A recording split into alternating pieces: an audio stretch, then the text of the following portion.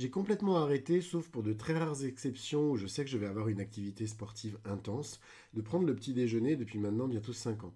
Et franchement, j'ai jamais regretté ce repas que pourtant tant de nutritionnistes qualifient comme le repas le plus important de la journée. Pourtant, je prenais un certain plaisir à prendre mon petit déjeuner. Typiquement, je faisais partie de ceux qui apprécient un vrai petit déjeuner bien sucré, à la française. Et en soi, même si c'est un petit déjeuner qui est excellent, eh ben c'est une vraie bombe calorique autant qu'une bombe de glucides. Même si ce petit déjeuner qu'on peut qualifier de pantagruélique me rassasiait sur le moment, j'étais épuisé et affamé à peine arrivé à 11 heures du matin. Et comme je suis gourmand, je m'octroyais également un bon repas le soir que je qualifiais moi de léger et de frugal, mais en fait ça en avait que le nom. Résultat, après des années à ce rythme, j'ai commencé à prendre du poids. Mais alors vraiment beaucoup de poids, énormément de poids. Mon corps, j'avais l'impression qu'il était hors de contrôle. Il gonflait de tous les côtés et je commençais à plus du tout me reconnaître quand je me regardais dans la glace. Et pour la première fois en 2010, je suis monté jusqu'à 105 kilos pour 1,70 m. Ce qui est le plus terrible quand tu commences vraiment à prendre du poids, c'est que les personnes qui t'entourent, plutôt que de t'aider, prennent plutôt un malin plaisir à t'enfoncer avec des remarques qui sont censées te faire, entre guillemets, réagir. Je compte plus du tout les Ouah, t'es vraiment laid avec ce bide, ou encore les faudrait peut-être que t'arrêtes de te laisser aller, non? Comme si cette prise de poids était quelque chose que je maîtrisais. Sans oublier que je me retrouvais à manger, quand je me retrouvais à manger en famille ou entre amis au restaurant, dès que je décidais, par exemple, je sais pas, de prendre des pâtes à la carbonara plutôt qu'une salade fraîcheur, je devais supporter tous les regards accusateurs braqués sur moi parce que je mangeais un repas pas diététique. Bref, d'un seul coup, tu te retrouves tout seul avec ton poids et tu sais vraiment pas quoi faire pour t'en sortir. À l'époque, eh ben, ma réaction a été, comme plein de monde, de me mettre au régime. Mais alors vraiment au régime hyper strict. Je pesais tout sans exception, du petit déjeuner jusqu'au dîner. Je bouffais quasiment plus rien et j'étais épuisé en permanence. J'étais incapable d'avoir la moindre activité sportive, tout simplement parce que alors ça j'allais le découvrir bien plus tard, parce que j'ingurgitais même pas les calories de mon métabolisme de base. À force de volonté, moi je dirais même d'inconscience, j'ai réussi à perdre beaucoup de poids. Il faut dire que j'ai une très très grosse capacité à me faire du mal. Et je suis passé de 105 kilos à 58 kilos. Mais alors je vous explique même pas à quel prix. J'étais fatigué, j'étais dépressif et puis surtout, je m'interdisais absolument tout. J'avais plus aucune vie sociale par peur de céder à la tentation et de me retrouver à grossir de nouveau. Pour tout vous avouer, je crois que je n'ai même jamais été aussi malheureux qu'à cette période. Forcément, au bout de 2 ans à me priver, j'ai recommencé à manger et encore plus qu'auparavant. C'était comme si dans ma tête, je rattrapais le temps perdu. Il fallait que j'ingurgite le maximum de nourriture pour parvenir à me sentir enfin bien. Bien sûr, je n'étais vraiment pas bien du tout dans mon corps qui recommençait tout doucement puis de plus en plus vite à s'arrondir. Mais dans ma tête, j'avais vraiment l'impression de me sentir comblé. Et ça, pour moi, c'était vraiment ça qui était le plus important. Résultat, en 2017, je pesais de nouveau et un peu plus de 120 kilos. Et je savais absolument plus comment faire pour perdre ce poids qui me faisait horriblement souffrir. À l'époque, je travaillais comme indépendant pour un grand groupe automobile et j'allais très régulièrement animer des ateliers dans cette entreprise. Au mois de janvier 2018, lors d'un de ces ateliers, je réalise qu'une de mes clientes, qui est devenue par la suite une amie, a perdu énormément de poids.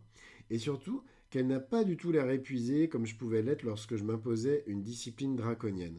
Au contraire, elle est vraiment radieuse et pleine d'énergie. Lorsque je lui demande c'est quoi son secret et comment elle est parvenue à faire cette transformation, elle a une réponse en apparence toute bête. Elle me dit j'ai arrêté de prendre mon petit déjeuner. Elle m'explique alors qu'elle s'est mise à pratiquer le jeûne intermittent et que ça consiste en une action très simple, sauter le petit déjeuner.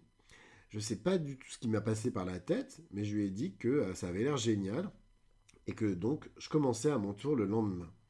5 ans après, j'ai jamais arrêté et je pèse aujourd'hui 68 kilos. Et je sais surtout comment réguler mon poids si besoin, sans pour autant me mettre en danger comme je le faisais auparavant avec mon régime drastique. C'est quoi exactement le jeûne intermittent? Vous en avez forcément déjà entendu parler parce que cette méthode pour perdre du poids, elle a vraiment pris de l'ampleur ces dernières années. Au point de voir émerger des méthodes, des applis, même des coachs qui se sont spécialisés sur le sujet.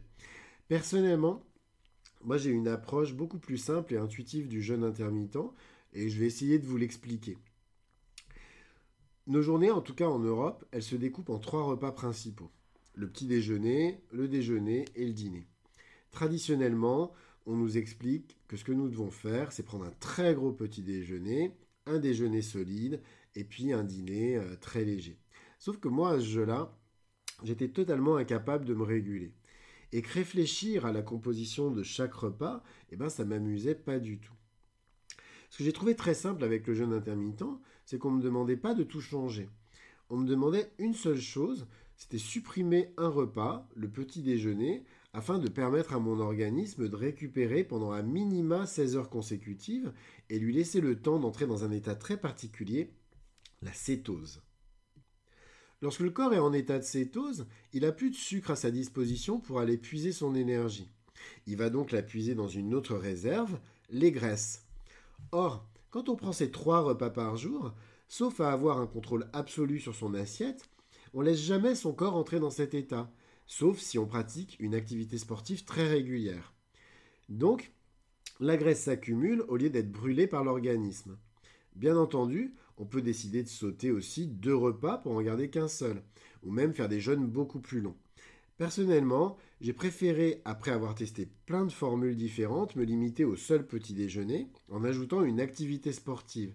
Ça me permet de maintenir mon poids, voire même de continuer à en perdre, sans pour autant aborder chaque repas affamé et donc prendre le risque d'une crise d'hyperphagie, c'est-à-dire de me retrouver à manger tout ce qui est à ma disposition.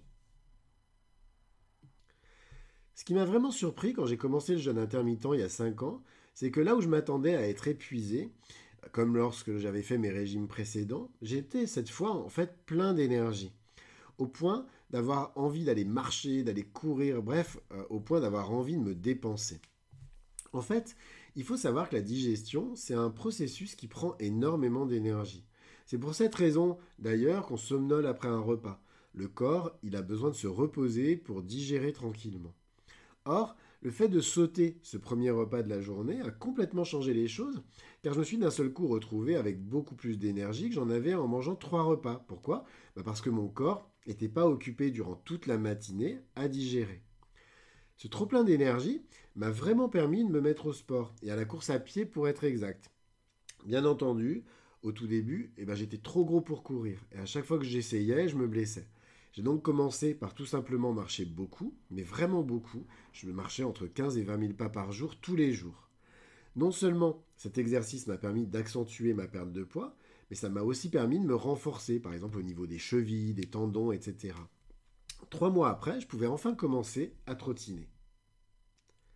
Il y aurait encore beaucoup à dire sur le jeûne intermittent, et puis j'y reviendrai certainement dans d'autres épisodes.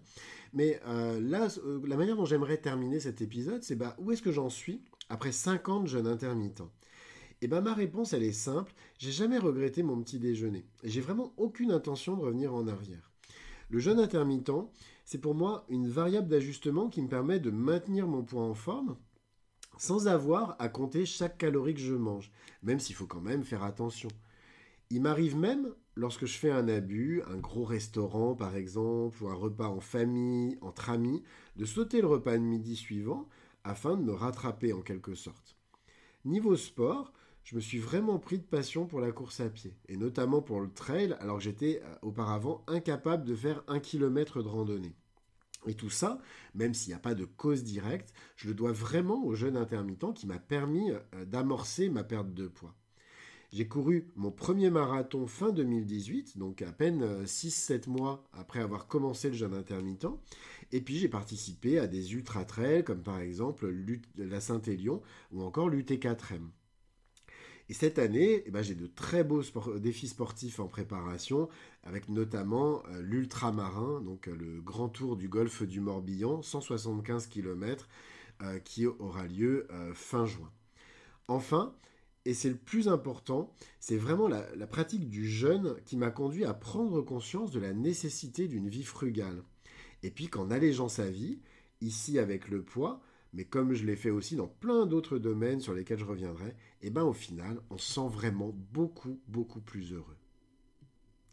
Cet épisode des chemins de la frugalité est maintenant terminé. Si vous l'avez apprécié, je vous invite à vous abonner à mon podcast sur votre plateforme de podcast préférée ou à partager cet épisode afin de le faire connaître au plus grand nombre.